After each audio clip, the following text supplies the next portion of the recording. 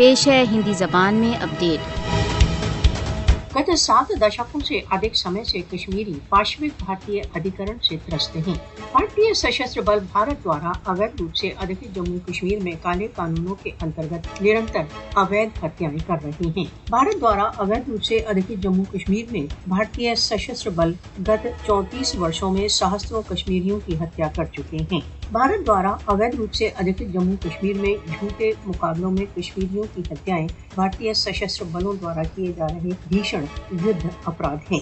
भारत द्वारा अवैध रूप से अधिकृत जम्मू कश्मीर में की जा रही कार्रवाइयां युद्ध अपराध तथा मानवीयता के विरुद्ध अपराध हैं।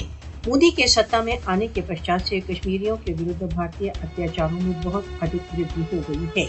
मोदी के नेतृत्व में भारत जर्मनी के नाजियों की भांति एक हिंदुत्व फासिस्टवादी राज्य हो गया है। भारत द्वारा अवैध रूप से अधिकृत जम्मू कश्मीर में युद्ध अपराध अंतर्राष्ट्रीय समुदाय के लिए एक चुनौती है। भारत द्वारा अधिकृत कश्मीर में भीषण प्रकार के मानव अधिकार उल्लंघनों के लिए भारतीय सशस्त्र बलों को दंडित किया जाना चाहिए। भारत द्वारा अवैध रूप से अधिकृत जम्मू कश्मीर में यह मोदी शासन को मानवीयता के विरुद्ध अपराधों के लिए दंडित करने का समय है।